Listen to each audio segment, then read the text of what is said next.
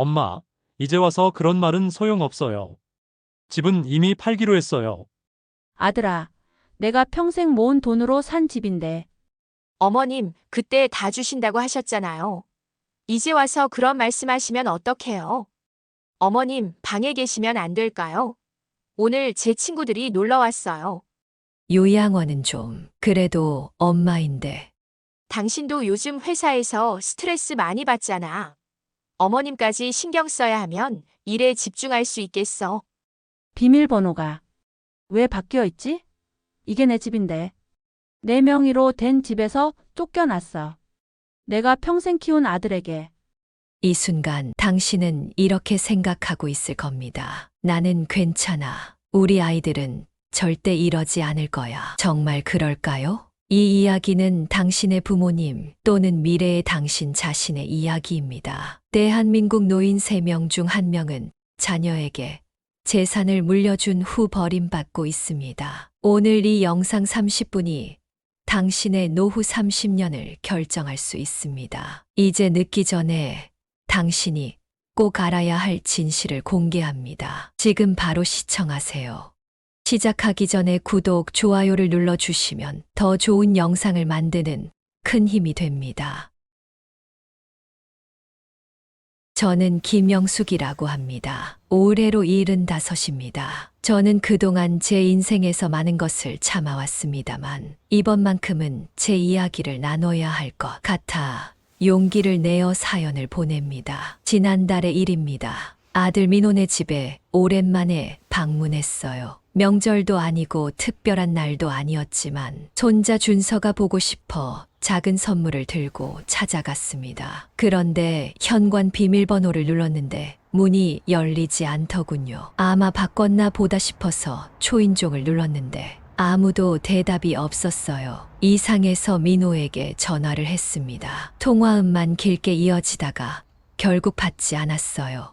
문자를 보냈더니 지금 바빠요 라는 답장만 왔습니다. 그때 옆집 아주머니가 나오시더니 저를 보고 놀라는 거예요. 어머, 김할머니 아직도 여기 계셨어요? 아침에 짐이 복도에 나와 있던데 그 말에 깜짝 놀라 주변을 둘러보니 정말 제 짐들이 복도 한쪽에 쌓여 있었습니다. 제 옷가지들, 오래된 사진첩, 심지어 고 남편의 위패까지 믿기지 않았어요. 손이 떨려 다시 민호에게 전화했지만 여전히 받지 않았습니다. 그때 며느리 수진이 엘리베이터에서 내리는 모습이 보였어요. 저를 보더니 잠시 당황하는 기색이었습니다. 어머님 오셨어요? 그렇게 형식적인 인사를 건네더니 민호 오빠가 말 안 했나 봐요.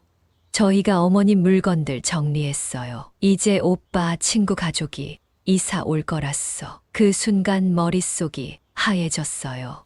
제가 평생 모은 돈으로 산 집, 남편 없이 혼자 아들 키우며 지켜온 우리 집인데 결혼할 때 아들 내외에게 살게 해준 것뿐인데 이제는 저를 내쫓는다는 말이었습니다. 수진아, 이게 무슨 소리니? 이 집은 법적으로는 아직 내 이름으로 되어 있잖아. 너희 살게 해준 것뿐이지 준 것은 아니었어. 수진의 표정이 굳어졌습니다. 어머님, 그때 다 주신다고 하셨잖아요. 지금 와서 그런 말씀하시면 어떡해요? 저희도 이제 생활이 빠듯했어. 눈물이 나려는 것을 꾹 참았습니다. 아들이 전화를 받지 않는 이유가 이제야 이해가 됐어요. 결국 짐을 들고 터덜터덜 집을 나왔습니다. 내 집에서 쫓겨나다니 평생 아들만 바라보고 살아온 저에게 이런 일이 생길 줄은 꿈에도 몰랐습니다. 그날 밤 친구 미란이 집에서 하룻밤을 보냈습니다. 미란이는 제 유일한 의지처예요. 남편과 제가 결혼했을 때부터 알고 지낸 친구죠. 차 한 잔을 마시며 옛날 생각이 났습니다. 미란아, 기억나? 민호 아빠가 갑자기 세상을 떠났을 때. 그때 민호는 겨우 15이었어요. 남편은 공장에서 일하다 사고로 세상을 떠났습니다. 보상금은 얼마 되지 않았고 저는 아이를 키워야 했습니다. 그날부터 저는 두 사람 몫을 해야 했어요. 낮에는 공장에서 일하고 밤에는 식당 설거지를 했습니다. 손이 트고 갈라져도 참았어요. 단 한 가지 희망은 민호가 좋은 교육을 받고 좋은 사람이 되는 것이었으니까요. 그때 얼마나 힘들었는지. 근데 민호 공부는 참 잘했지. 대학교도 좋은 데 갔잖아. 민호는 정말 착한 아이였어요. 공부도 열심히 했고 저를 늘 생각해 주었죠. 대학에 합격했을 때 그 아이의 눈물 어린 얼굴이 아직도 선명합니다. 엄마, 미안해요. 더 좋은 대학 갈 수 있었는데 그때 제가 말했죠. 아니야. 엄마는 내가 어디를 가든 자랑스러워. 대학 등록금을 마련하기 위해 밤낮으로 일했어요. 제 허리가 망가진 것도 그때부터였습니다. 하지만 민호가 열심히 공부하는 모습을 보면 모든 고통이 씻겨 내려갔어요. 졸업 후 좋은 IT 회사에 취직했을 때는 정말 하늘을 날 것 같았습니다. 미란아, 내가 그 집 샀을 때 기억나지? 얼마나 기뻤는지. 28배 전 공장에서 받은 퇴직금과 평생 모은 돈으로 그 아파트를 샀어요. 작지만 따뜻한 우리 집. 민호와 둘이서 처음으로 가진 보금자리였죠. 그 집에서 민호는 자라서 어른이 되었고 좋은 직장도 얻었습니다. 민호가 수진이와 결혼한다고 했을 때 저는 너무 기뻤어요. 드디어 아들이 가정을 이루는구나 싶었죠. 결혼식 날 민호가 제게 물었어요.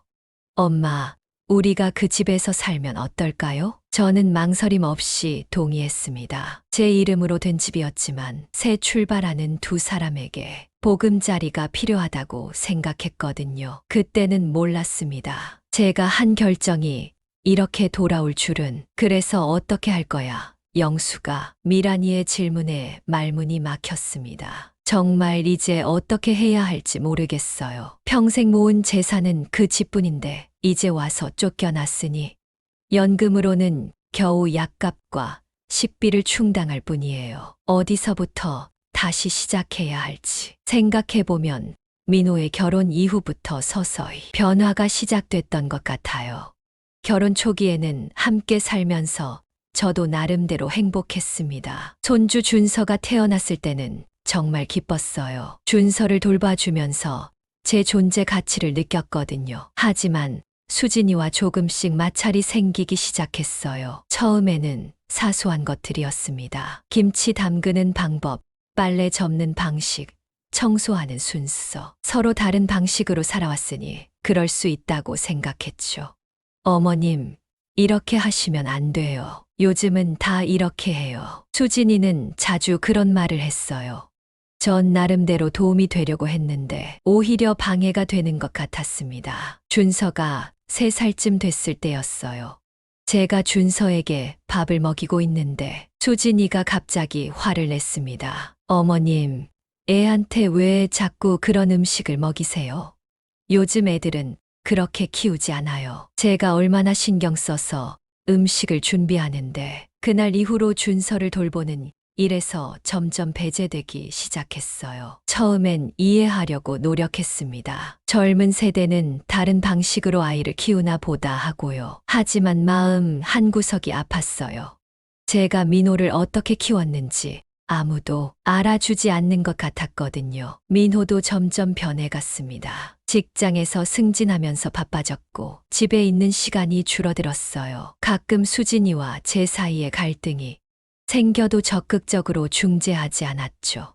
대부분 엄마, 수진이 말도 이해해 주세요 라고만 했습니다. 어느 날 저녁 민호가 퇴근하고 돌아왔을 때였어요. 수진이가 저에게 했던 말 때문에 제가 속상해 있었거든요. 그날따라 민호에게 제 마음을 털어놓았습니다. 민호야, 엄마가 여기 사는 게 불편하니? 수진이가 자꾸 엄마를 무시하는 것 같아. 민호는 한숨을 쉬더니 말했어요. 엄마, 요즘 회사에서 스트레스를 많이 받아요.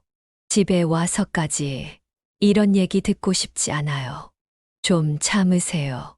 이제 수진이가 이 집의 주인이에요. 그 말에 충격을 받았어요. 내가 평생 일해서 산 집인데 이제는 며느리가 주인이라니. 그때부터 저는 점점 침묵하게 됐습니다. 내 방에만 있으려 했고 가족 식사 때도 말을 아꼈어요. 민호와 수진이가 싸울 때면 제 탓인 것 같아 가슴이 아팠습니다. 지금 생각해보니 경제적인 부분도 컸던 것 같아요. 민호가 집안의 모든 생활비를 부담하면서 저는 점점 부담이 되어갔던 거예요. 연금은 제 약값으로 거의 다 나갔고 용돈을 달라고 하기도 민망했습니다. 가끔 준서에게 용돈을 주고 싶어도 수진이의 눈치를 봐야 했죠. 너 돈 없으면 말해. 내가 좀 도와줄게. 미란이가 말했지만 저는 고개를 저었어요. 평생 남한테 손 벌린 적 없는데 지금 와서 친구에게 돈을 빌릴 수는 없었습니다. 그런데 점점 상황은 나빠져만 갔어요. 민호와 수진이는 제가 없는 것처럼 행동했고 유일하게 준서만 가끔 제 방에 와서 이야기를 나눴죠. 상황이 달라진 것은 석 달 전이었습니다. 제가 화장실에서 넘어져 발목을 다쳤어요. 병원에 가서 진료를 받고 약을 타야 했는데 마침 연금이 떨어진 상태였습니다. 할 수 없이 민호에게 도움을 청했죠. 민호야, 엄마가 발목을 다쳤어. 병원비가 좀 필요한데 다음 달에 연금 나오면 꼭 갚을게. 민호는 잠시 망설이더니 말했어요. 엄마, 요즘 저희도 좀 빠듯해요. 준서 학원비도 많이 들고 대출금도 갚아야 하고 다음 달까지 기다릴 수 없나요?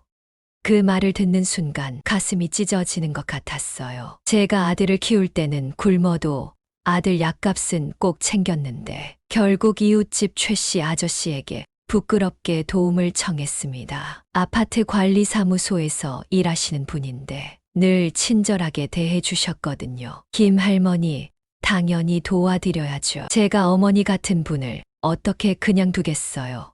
그분 덕분에 병원에 갈 수 있었고 약도 탈 수 있었어요. 하지만 그 일 이후로 더욱 자존심이 상했습니다. 남편과 사별하고 혼자서 아들을 키워내고 평생 일해서 집도 마련했는데 이제는 남의 도움 없이는 살 수 없는 신세가 되었다니. 한 달 뒤 최 씨 아저씨께 돈을 갚으러 갔을 때였어요. 그분이 제게 조심스럽게 말씀하셨습니다. 김 할머니, 혹시 집 등기부등본 확인해 보셨어요? 요즘 자식들이 부모님 재산을 빼앗는 경우가 많다고 하던데 그 말을 듣고 깜짝 놀랐. 민호에게 집을 넘겨준 적이 없는데 설마. 다음 날 바로 구청에 가서 등기부등본을 확인했습니다. 다행히 집은 여전히 제 이름으로 되어 있었어요. 하지만 그때 처음으로 내 집에 대해 진지하게 생각하게 됐습니다. 집에 돌아와 보니 수진이가 손님을 초대해 놓고 있었어요. 저를 보더니 놀라는 눈치였습니다. 어머님, 오늘 제 친구들이 놀러 왔어요. 어머님은 방에 계시면 안 될까요? 또다시 소외감을 느꼈지만 말없이 제 방으로 들어갔습니다. 벽 너머로 웃음소리가 들려왔어요. 그들에게 이곳은 즐거운 공간이지만 저에게는 점점 감옥 같아지고 있었습니다. 그날 밤 수진이의 대화가 들려왔어요. 이제 곧 어머님 모시고 요양원 알아봐야 할 것 같아. 이러다 큰 병 나면 우리가 감당할 수 없잖아. 그래도 엄마인데.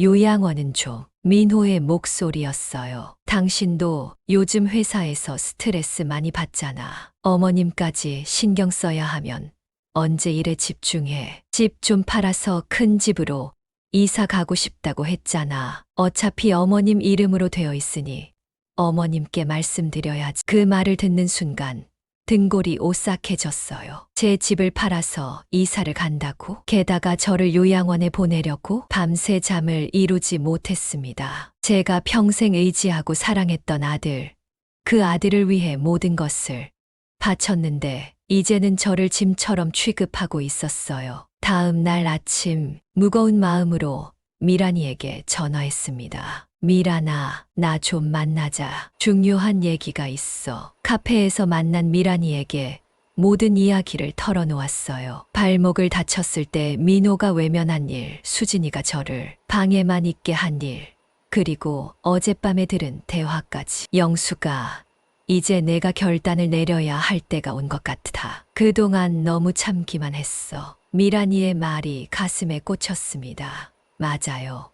제가 너무 참기만 했던 거예요. 아들에 대한 사랑 때문에 또 남에게 폐를 끼치기 싫어서 모든 걸 감내했던 거죠. 근데 어떻게 해야 할지 모르겠어. 내가 갈 곳도 없고. 일단 법률 상담부터 받아보자. 내 사촌이 변호사 일을 해. 한번 만나볼래? 미란이 덕분에 다음 날 변호사를 만났습니다. 제 상황을 설명하자 변호사는 단호하게 말했어요. 김 여사님, 법적으로 그 집은 온전히 당신의 재산입니다. 자녀에게 증여한 적이 없고 등기부등본상 소유자도 당신이니까요. 자녀가 살도록 허락한 것일 뿐 소유권을 넘긴 것은 아닙니다. 그럼 제가 할 수 있는 일이 언제든지 퇴거를 요청할 수 있습니다. 법적으로는 당신의 권리예요. 물론 가족 간의 일이라 감정적으로 어려울 수 있지만 당신이 원한다면 도와드리겠습니다. 변호사의 말에 한편으로는 안도했지만 한편으로는 더 혼란스러웠어요. 정말 내가 아들 가족을 내쫓을 수 있을까? 그렇게 하는 게 옳은 일일까? 며칠간 잠을 설치며 고민했습니다. 그러던 중 준서가 제 방을 찾아왔어요. 할머니 괜찮아요? 요즘 얼굴색이 안 좋아 보여요. 괜찮아. 할머니는. 준서야, 할머니가 물어볼 게 있는데 엄마 아빠가 이사 갈 계획 있니? 준서의 표정이 굳어졌어요. 할머니, 저도 이제야 알게 됐어요. 아빠 친구가 우리 집을 보러 왔었대요. 엄마가 집을 팔고 강남으로 이사 가고 싶대요. 그리고 할머니는 어떻게 한다고 하던 요양원에 보내려고 한대요. 저는 싫다고 했어요.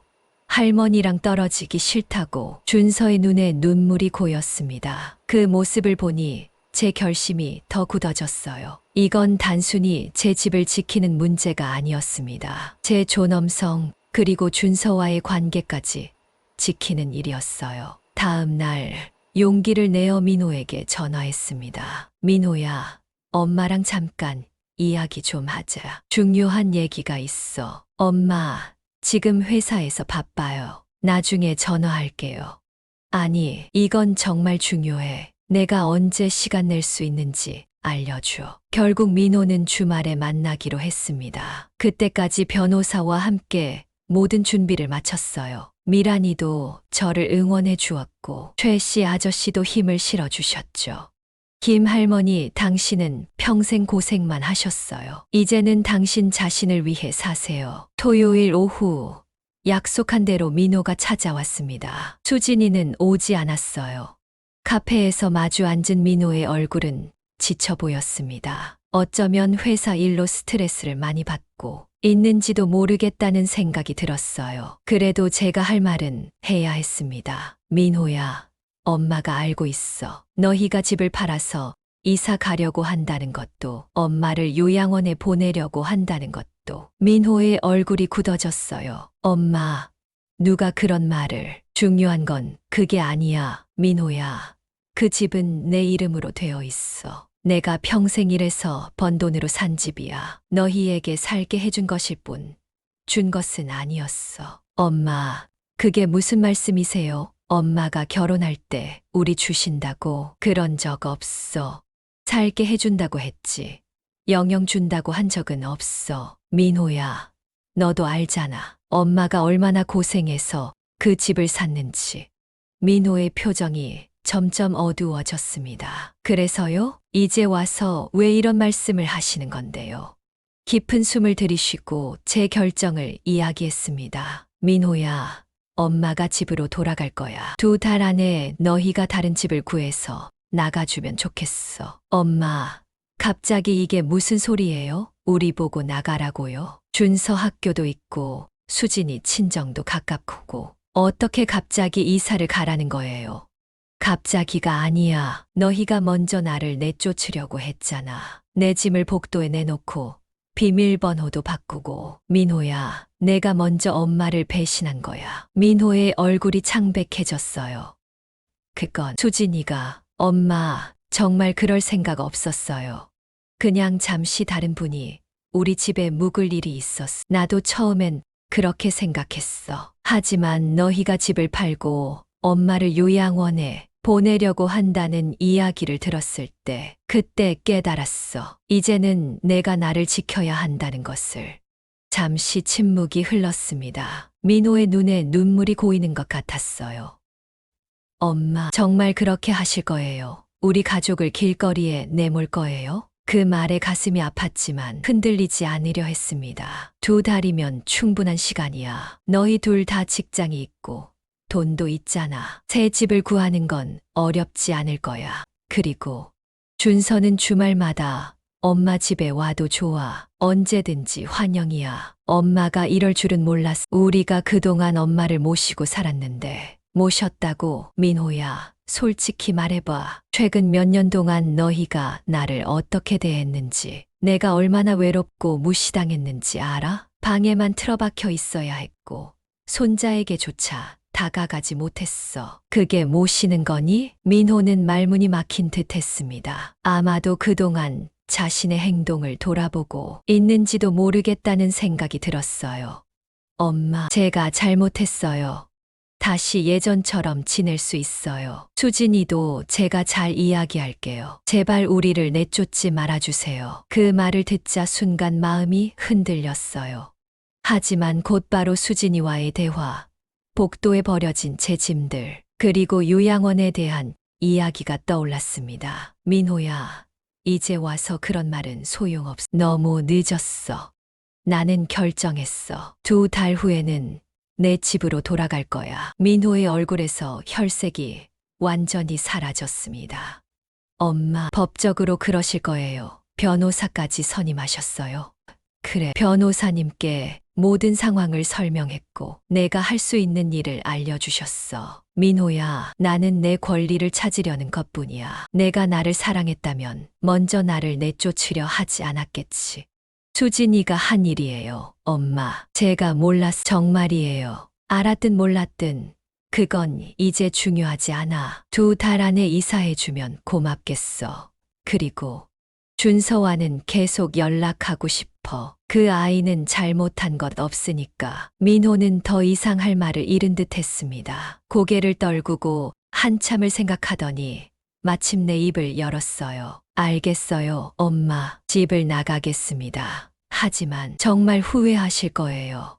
수진이는 절대 용서하지 않을 거고 저희 부부 사이도 어려워질 거예요. 엄마가 그걸 원하시는 건가요? 내가 원한 건 그저 가족으로 존중받는 것뿐이었어. 하지만 너희는 그마저도 주지 않았잖아. 민호야, 나도 가슴이 아프다. 하지만 이게 최선의 결정이라고 생각해. 그날 이후 민호와 수진이의 태도는 완전히 달라졌어요. 수진이는 아예 제 얼굴을 보지 않았고 민호는 필요한 대화만 짧게 나눴습니다. 집안의 공기는 얼어붙은 듯했죠. 유일하게 준서만 예전처럼 제게 다가왔어요.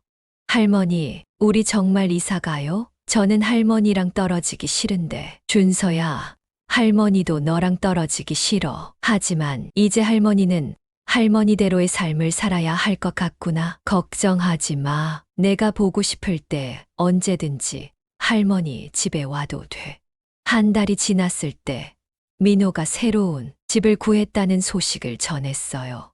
강남은 아니었지만 준서의 학교와 가까운 곳이었습니다. 제가 결정을 번복하지 않을 것이라는 걸 받아들인 것 같았어요. 엄마, 2달 말에 이사 갑니다. 그때 열쇠 드릴게요. 고마워, 민호야. 새 집은 괜찮니?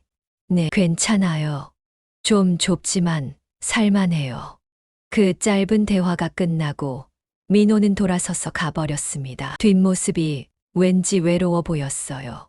순간 가슴이 아팠지만 저는 제 결정을 후회하지 않았습니다. 이제 와서 돌이킬 수도 없었고요. 이사 전날 준서가 제 방을 찾아왔어요. 눈이 붉어져 있었습니다. 할머니, 내일이면 못 보겠네요. 아니야, 준서야. 주말마다 보러 오면 되잖아. 할머니가 맛있는 것도 해줄게. 정말요? 엄마가 할머니 집에 가지 말라고 했는데 그 말에 가슴이 찢어지는 것 같았어요. 수진이가 아이까지 이용해 저를 상처 주려 한다는 생각이 들었습니다. 준서야, 내 엄마 말도 맞아. 하지만 넌 이제 점점 어른이 되어가고 있으니 내가 스스로 결정할 수 있는 일도 있단다. 할머니를 만나고 싶을 때는 언제든지 연락해. 할머니가 마중 나갈게. 드디어 이사 날이 왔습니다. 아침부터 이삿짐 센터 직원들이 분주하게 오가며 짐을 나르기 시작했어요. 저는 방에 머물며 그 광경을 지켜보았습니다. 민호와 수진이는 바쁘게 움직이며 짐을 챙겼고 준서는 침울한 표정으로 자신의 물건들을 상자에 담고 있었어요. 오후 즈음 모든 짐이 실려 나갔을 때 민호가 제 방을 찾아왔습니다. 손에는 열쇠가 들려 있었어요. 엄마, 이제 다 옮겼어요. 열쇠 여기 있습니다. 열쇠를 내밀며 민호의 눈에 복잡한 감정이 스쳐 지나가는 것을 봤어요. 분노, 슬픔, 그리고 어쩌면 약간의 후회도 있었을지 모릅니다. 고마워, 민호야. 새 집에서 잘 지내길 바랄게. 엄마, 정말 이게 최선인가요? 아직도 돌이킬 수 있어요. 잠시 망설였지만 저는 고개를 저었습니다. 아니, 민호야. 이미 결정된 일이야. 서로에게 이게 최선이라고 생각해. 민호가 깊은 한숨을 내쉬었어요. 알겠습니다. 그럼 안녕히 계세요, 엄마. 그 말을 끝으로 민호는 돌아섰습니다. 문 앞에서 잠시 멈춰 서더니 다시 저를 향해 말했어요. 준서가 주말에 엄마 보러 오고 싶대요. 제가 데려다 줘도 될까요? 그 말에 제 마음이 조금 누그러졌어요. 물론이지. 언제든 환영이야. 민호가 떠난 후 저는 조용해진 집을 둘러보았습니다. 28배 동안 살아온 이 공간이 이제는 온전히 제 것이 되었어요.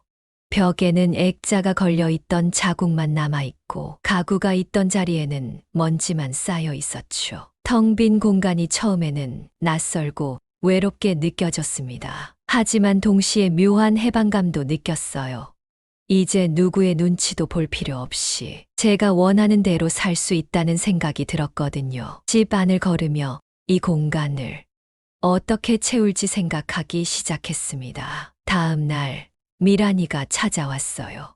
청소도구와 간단한 식료품을 들고요. 영수가 집 되찾았네. 어서 같이 청소부터 하자. 그리고 내 마음에 드는 대로 집을 꾸밀 거야. 내가 도와줄게. 미란이의 도움으로 집 청소를 했습니다. 구석구석을 닦고 오래된 커튼을 걷어내고 창문을 활짝 열어 바람을 들였어요. 마치 제 삶에도 새 바람이 들어오는 것 같았습니다. 일주일 동안 필요한 가구들을 하나둘 들여놓았어요. 편안한 소파, 작은 식탁, 새 침대, 모두 제 취향대로 골랐습니다. 처음으로 누구의 의견도 묻지 않고 제가 원하는 것들로만 집을 채웠어요. 그러던 중 관리사무소 최 씨 아저씨가 찾아왔습니다. 김 할머니, 집 잘 정리하셨네요. 한 가지 제안이 있는데 이 아파트 한 층 위에 사는 대학생이 하숙집을 찾고 있어요. 방 하나 새 놓으실 생각 없으세요? 처음에는 망설였지만 곰곰이 생각해보니 나쁘지 않은 제안이었습니다. 집은 방이 2개였고 저 혼자 쓰기에는 컸어요. 게다가 새를 놓으면 경제적으로도 도움이 될 것 같았습니다. 그럴까요? 어떤 학생인가요? 의대생이에요. 조용하고 성실한 친구라 할머니께 배 끼치지 않을 거예요. 병원 실습 때문에 이 근처로 오게 됐대요. 그렇게 저는 대학생 하숙생을 받기로 했습니다. 주현이라는 24살 의대생이었어요. 처음 만났을 때부터 예의 바르고 공손한 모습이 마음에 들었습니다. 할머니, 정말 감사합니다. 제가 최대한 조용히 지낼게요. 그리고 제가 할 수 있는 일이 있으면 언제든지 말씀해 주세요. 주현이가 이사 온 지 일주일 만에 집 분위기가 완전히 달라졌어요. 아침에 일어나면 누군가와 함께 아침을 먹을 수 있었고 저녁에는 서로의 하루를 이야기하는 시간도 가졌습니다. 주현이는 병원 실습 이야기를 재미있게 들려주었고 저는 제 젊은 시절 이야기를 해주었죠. 할머니, 혼자서 아들을 키우시면서 그렇게 고생하셨다니 정말 대단하세요. 제 엄마도 혼자 저를 키우셨거든요. 할머니 이야기를 들으니 엄마 생각이 나네요. 그 말을 들으니 왠지 마음이 따뜻해졌어요. 마치 손자나 아들과 대화하는 것 같은 기분이었습니다. 주현이는 가끔 제게 건강관리 방법도 알려주고 약 먹는 시간도 챙겨줬어요. 의대생다운 면이 있었죠. 한 달이 지났을 때 약속대로 준서가 찾아왔습니다. 민호가 데려다 주었어요. 현관에서 민호와 잠시 어색한 인사를 나눈 뒤 준서와 함께 시간을 보냈습니다. 할머니, 집이 많이 달라졌네요. 근데 누구세요? 준서가 주현이를 보며 물었어요. 안녕, 나는 주현이라고 해. 할머니 댁에서 하숙하고 있어. 의대생이야. 준서와 주현이가 금방 친해졌어요. 주현이가 의학 공부 이야기를 해주자 준서가 눈을 반짝이며 들었거든요. 준서도 장래의 의사가 되고 싶다고 했어요. 그날 저녁 셋이서 함께 식사를 했습니다. 오랜만에 정말 행복한 시간이었어요. 준서를 데리러 온 민호는 집 안에 변화를 보고 놀란 듯 했습니다. 엄마, 집이 많이 바뀌었네요. 좋아 보여요. 그래. 내 마음대로 꾸몄어. 너희가 있을 때는 못했던 거야. 민호의 표정이 복잡해 보였지만 더 이상의 말은 없었어요. 준서를 데리고 돌아가기 전 잠시 저와 단둘이 이야기할 시간이 있었습니다. 엄마, 잘 지내시는 것 같아 다행이에요.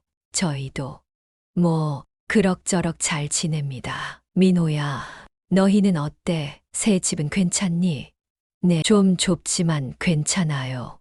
수진이가 아직 많이 서운해하긴 하지만요. 민호의 목소리에서 피로감이 느껴졌어요. 아마도 이사 후 부부 사이가 예전 같지 않은 모양이었습니다. 순간 미안한 마음이 들었지만 이내 제 선택이 옳았다는 생각을 다시 했어요. 6개월이 지났습니다. 이제 제 삶은 완전히 달라졌어요.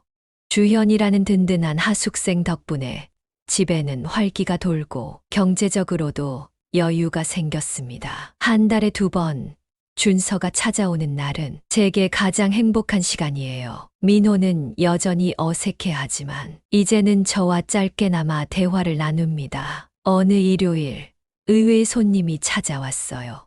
바로 수진이었습니다. 문을 열었을 때 정말 놀랐어요. 어머님, 잠깐 시간 괜찮으세요? 긴장된 표정으로 들어온 수진이는 처음엔 말을 잊지 못했어요. 차를 내오고 자리에 앉자 그제야 입을 열었습니다. 어머님, 솔직히 처음엔 정말 원망했어요. 우리를 내쫓았다고 생각했거든요. 하지만 요즘 들어 생각해보니 제가 어머님을 많이 무시했던 것 같아요. 수진이의 고백에 놀랐지만 차분히 들었습니다. 민호 오빠랑 저도 많이 싸웠어요. 오빠는 처음부터 저를 탓했거든요. 그런데 시간이 지나면서 어머님 말씀이 맞았어요. 우리는 어머님을 가족으로 제대로 대우하지 않았어요. 수진아, 나도 미안해. 갑자기 그런 결정을 했어. 하지만 그때는 그게 최선이라고 생각했어. 이해해요, 어머니. 우리 새 집이 좁긴 하지만 오히려 가족이 더 가까워진 것 같아요. 준서도 어머님을 자주 보고 싶어 해요. 그날 이후로 조금씩 관계가 회복되기 시작했어요. 어느 주말에는 민호 가족 모두가 저희 집에 와서 함께 식사를 했습니다. 민호와 수진이는 여전히 어색해했지만 준서와 주현이 덕분에 분위기가 부드러워졌어요. 가끔 제 선택이 너무 가혹했던 건 아닌지 고민할 때도 있지만 그때의 결단이 없었다면 지금의 변화도 없었을 거라고 생각합니다. 때로는 단호하게 자신의 권리를 지켜야만 서로를 진정으로 존중할 수 있게 되는 것 같아요. 이제 저는 제 나이에 새로운 삶을 살고 있습니다. 하숙생도 있고 가끔은 노인복지관에서 만난 친구들과 여행도 다녀요. 연금으로 빠듯했던 생활에서 벗어나 여유 있게 살 수 있게 되었습니다. 무엇보다 중요한 건 이제는 제 삶 주인이 된 것 같다는 점이에요. 할머니, 다음 주에 저희 병원 교수님이 노인 건강 강좌를 하세요. 할머니도 같이 가실래요? 주현이가 물었어요. 그래, 재미있겠구나. 미란이한테도 말해볼게. 이제 저는 제 삶을 스스로 결정하고 원하는 것을 선택하며 살아가고 있습니다. 평생 희생만 했던 제가 이제야 진정한 나로서의 삶을 찾은 것 같아요. 가족과의 관계도 서서히 회복되고 있고요. 어쩌면 이런 갈등과 아픔이 없었다면 저는 여전히 방 안에 갇혀 소외된 채로 살았을지도 모릅니다. 때로는 고통스러운 결단이 새로운 시작을 가져다 주는 것 같아요. 이제 저는 알고 있습니다. 나이가 들어도 삶은 계속된다는 것을. 그리고 자신의 행복을 위해 목소리를 내는 것이 절대 늦지 않다는 것을요. 여러분의 인생에서도 때로는 어려운 결정이 필요할 때가 있을 거예요. 그럴 때 자신의 가치를 잊지 마세요. 모든 사람은 존중받을 권리가 있으니까요. 여러분, 긴 이야기 들어주셔서 고맙습니다. 오늘도 행복한 하루 되세요. 구독, 좋아요, 알림 설정은 모두 무료입니다. 더 많은 인생 이야기가 궁금하시다면 지금 바로 채널을 구독해 주세요. 여러분의 한 번의 클릭이 저희에게 큰 힘이 됩니다. 다음 사연에서 또 만나요.